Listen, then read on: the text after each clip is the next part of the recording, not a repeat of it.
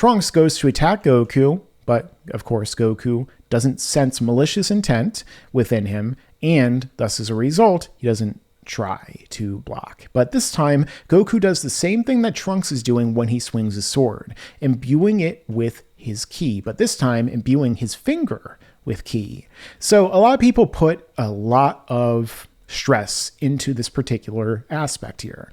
Goku is literally defending himself against Trunks with one finger. Now, at this point in time, we do see that Trunks is sweating a little bit. However, he isn't necessarily because of the effort. Rather, he is saying that, he's super impressed by the power of Goku.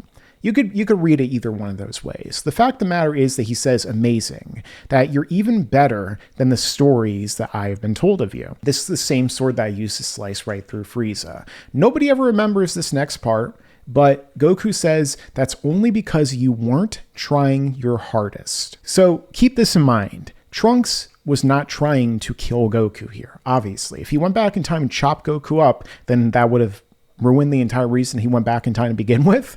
And so as a result, he didn't go full power, and neither did Goku.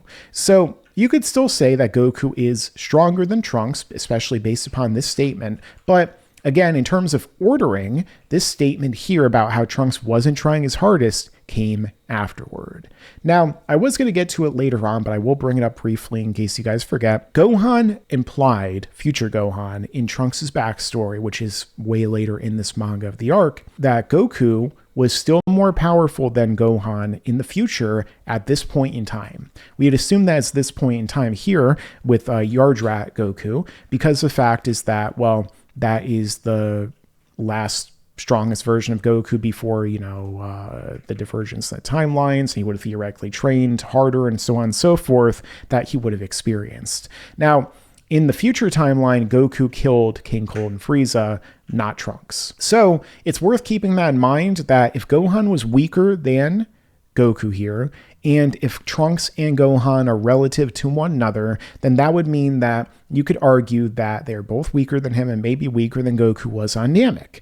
But again, when it comes to their power levels, I would still give Goku an edge here and say that maybe his power level was like the upper 100 and something million. I don't think that he got a giant boost. Like, again, Vegeta trains in Dragon Ball Super and learns Spirit and all that other stuff and gets a huge boost and everything. That didn't happen with Goku here. He barely had time to train, and he just learned the Shunkan Ito teleportation and how to go Super Saiyan at will. So somewhat stronger than he was on Namek. Not a big difference.